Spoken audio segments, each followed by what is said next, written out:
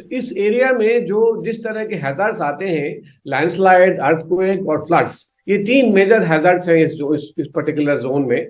और ये तीनों जो होते हैं वो कनेक्टेड होते हैं, इनको हमें आइसोलेशन में नहीं देखना है।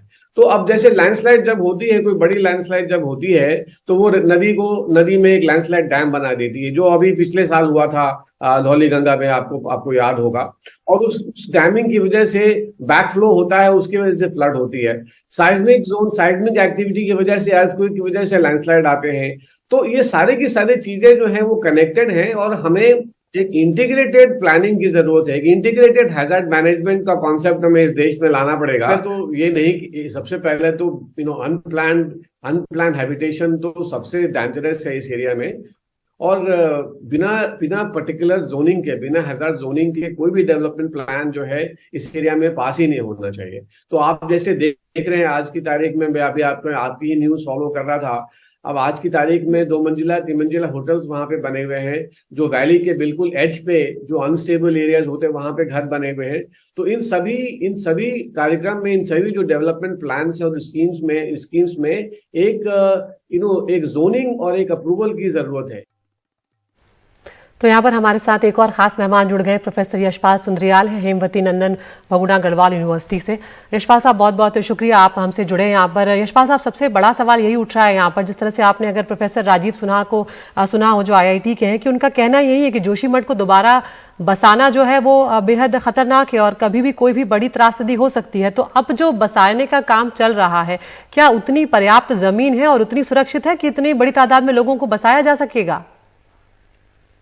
देखिए, ऐसा है कि रिहेबिलिटेशन या लोगों को दूसरी जगह बसाना अपने आप में एक बहुत बड़ा चुनौतीपूर्ण कार्य है। उसमें सबसे बड़ी बात तो ये है कि जो लोग वहां से जिनको आप रिहेबिलिट कर रहे हैं, उनका इमोशनल लिंक होता है अपने गांव से, अपनी जमीन से। और वहां पे जो लोग बसे हुए हैं वो नजदीक के गांव के हैं, जहाँ पे उनके एग्रीकल्चर लैंड गांव में है, और वो अपने बच्चों को अच्छी शिक्षा देने के नाम पे वो जोशीमठ में बस गए हैं।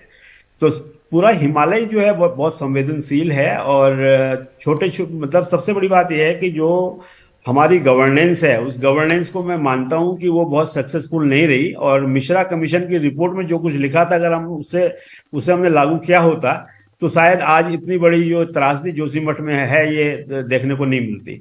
अब रहा सवाल कि क्या नियर बाय एरियाज में ऐसे स्टेबल एरिया हैं, तो छोटे छोटे पैचेस में एरियाज हैं, लेकिन वहां पे भी अगर कल हमने जो है अंधाधुंध वहां पे लोगों को बसा दिया और फिर लोगों ने अपने मल्टी स्टोरी बिल्डिंग्स बना दी, तो फिर एक ऐसी खतरनाक पोजीशन आ सकती है। तो सबसे पहले तो ये गवर्नमेंट को एक प्लानिंग के द्वारा कम से कम एक बिल्डिंग कोड यहाँ के लिए बनाना पड़ेगा कि कैसे इंफ्रास्ट्रक्चर हमको यहाँ पे बनाना चाहिए और कैसा नहीं बनाना चाहिए।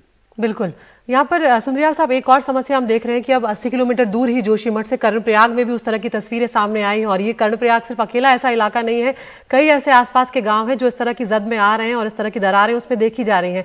तो जो ऐसी संकट की आशंका वाले जो इलाके हैं, उन पर अब ध्यान देना बहुत जरूरी है। सरकारें कम से कम उनके लिए तो सचेत हो जाए, वो बहुत जरूरी है। आप जो बात कर रहे हैं कर्णप्रयाग की, मैं उसमें और जोड़ता हूँ गोपेश्वर और गुप्त काशी। बिल्कुल, ये भी जो है लगभग इनकी स्थिति भी जो है बहुत अच्छी नहीं होने वाली है भविष्य में। अगर देखा जाए तो यहाँ पर भी जोशीमठ की पुनरावृत्ति हो सकती है। बिल्कुल। तो पहाड़ों में अंधाधुंध जो निर्माण है सुंदरियाल साहब, वो एक बहुत बहुत बड़ी वजह है। अगर हम कहें कि 100% में से अगर हम निकालें, तो 65 से 70% जो है वो अंधाधुंध निर्माण ही है जो इसकी वजह है। तो अब कम से कम इस पर रोक लगेगी, ऐसी कोई उम्मीद आगे की जा सकती है क्या? हाँ, इस पर रोक लगनी भी चाहिए। और कम से कम जो डिजाइन है बिल्डिंग्स का, मैं जो बिल्डिंग कोड की बात कर रहा हूँ, ये हाईली सेस्मिकली एक्टिव जोन है, जोन 5 में पड़ता है। तो अर्थक्वेक तो 1803 के बाद जो है 7.5 मैग्नीट्यूड का आया नहीं यहाँ पे, लेकिन कभी भी वो अर्थक्वेक आ सकता है। अर्थक्वेक को प्रिडिक्ट नहीं कर सकते, तो हम अपनी तैयारी तो कम से कम रखें। बिल्कुल। प्रोफेसर यशपाल सुंदरियाल साहब, बहुत बहुत शुक्रिया, आप हमसे जुड़े, आपने वक्त निकाला। तो कम से कम अब तो सरकारें सचेत हो, यही बात बार बार उठाई जा रही है। हमारे साथ सामाजिक कार्यकर्ता अनूप नौटियाल साहब भी जुड़ रहे हैं। अनूप साहब, शुक्रिया, आपने वक्त निकाला, थोड़ा इंतजार भी आपको करना पड़ा। लेकिन यहाँ पर हम 2 विशेषज्ञों को भी सुन रहे थे, अनूप साहब, कि किस तरह से वो कह रहे हैं कि जो बेतरतीबी से निर्माण किया गया, विकास का नाम उसे जरूर दिया गया, लेकिन कई बार यहाँ पर देखा गया कि लोगों के जो हित हैं और जो खतरे हैं उन्हें पूरी तरह से नजरअंदाज कर दिया गया। अदिति, बिल्कुल, मेरे को पता नहीं है मैं कहाँ से आपके सवाल का जवाब दूं, क्योंकि इस समय वही जो स्थिति है, हम सबको मालूम है कि इस समय कितनी गंभीर स्थिति, कितनी विकट स्थिति, कितनी क्रिटिकल सिचुएशन जो है इस समय जोशीमठ में है। और हम सब लोग जो कि इस डिबेट का हिस्सा बन रहे हैं, बाकी लोग हम तो खाली एम्पैथाइज कर सकते हैं वहाँ के लोगों की समस्याओं के साथ में। तो इस समय एक बहुत बड़ा ये जो चैलेंज है ये जोशीमठ के लोगों के सामने है, जो पिछले 15 मिनट से आपकी जो डिबेट हो रही है अन्य शहरों को लेकर। और मैं यहाँ पर बात शुरू ये करना चाहता हूँ, जो प्रोफेसर सुंदरियाल साहब ने बात करी कि भाई लोगों का एक इमोशनल अटैचमेंट होता है, मैं उनको सुन रहा था। देखिए, ये कोई ऐसा नहीं है कि लाजपत नगर 1 से लेकर के, मैं अगर दिल्ली का उदाहरण दूं कि आप लाजपत नगर 1 से आप लाजपत नगर 3 आ गए या लाजपत नगर 4 आ गए, तो ये असल में एक बहुत ही कॉम्प्लेक्स सिनारियो है यहाँ पे। और यहाँ पे मैं एक और आपको उदाहरण देना चाहूंगा कि जो रैनी गांव का है, जो कि चमोली जिले में ही आता है जी। और संजोग से 50 वर्ष पूर्व जहां पर चिपको आंदोलन की शुरुआत हुई थी, तो ये वो सारा जो लैंडस्केप है ये वही लैंडस्केप है। 2021 की ऋषिगंगा धौली गंगा आपदा में रैनी गांव को बड़ा भारी नुकसान हुआ था। और जब सरकार ने रैनी गांव का पुनर्वास करने का मन बनाया, क्योंकि उनको विवश होना पड़ा, क्योंकि परिस्थिति वहां पर ऐसी हो गई, तो रैनी गांव वाले ही जब उनको बगल के गांव में सरकार लेकर के गई, तो दूसरे गांव के लोगों ने भी रैनी के गांव के लोगों का वेलकम नहीं किया था। तो ये बहुत सारी अपनी जो स्थानीय स्तर पर जो जटिलताएं हैं, ये सरकार के सामने निश्चित तौर पर एक बहुत बड़ा चुनौतीपूर्ण समय सरकारी नहीं, उत्तराखंड के लोगों के सामने भी है। और अब जो तमाम शहरों की फहरिस्त हमारे सामने आ रही है, चाहे वो कर्णप्रयाग है, चाहे वो गोपेश्वर है, चाहे वो जोशीमठ है, धारचूला है, मुनस्यारी है, भटवाड़ी है, नैनीताल है, मसूरी है, तो ये अपने आप में इस समय इसके कोई ये निशब्द हैं। अब ये अंत में यही कहना चाहूंगा कि भाई सरकार को इससे सीखना पड़ेगा। अभी सुंदरियाल साहब कह रहे थे कि भाई हमें बिल्डिंग कोड की जरूरत है।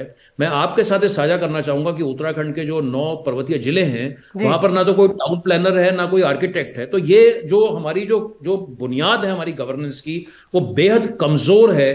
और इस कमजोर बुनियाद का यानी कि अनूप नौटियाल साहब की जो बेसिक से शुरू करना चाहिए, शायद वहां से दोबारा अब शुरू करने की जरूरत है। जिन गलतियों को किया है उन्हें अब दोबारा कम से कम ना दोहराया जाए, ये बहुत ज्यादा जरूरी है, क्योंकि अब बहुत से और भी इलाके हैं जिन पर संकट है। Absolutely, that is stating the obvious. अब तो इसकी जरूरत है, क्योंकि भाई ये तो एक वेकअप कॉल है उत्तराखंड के लिए। और दुर्भाग्यवश उत्तराखंड को बार बार वेकअप कॉल्स आते रहते हैं। वो वेकअप कॉल आते हैं, कुछ समय के लिए एक अफरा तफरी का माहौल होता है, एक बड़ा गमगीन माहौल होता है, लेकिन कुछ समय के बाद में, जिसे हम कहते हैं कि बिजनेस एज यूजुअल जो स्थिति होती है, ढाक के 3 पात, उस किस्म की दुर्भाग्यवश ये परिस्थिति बन जाती है।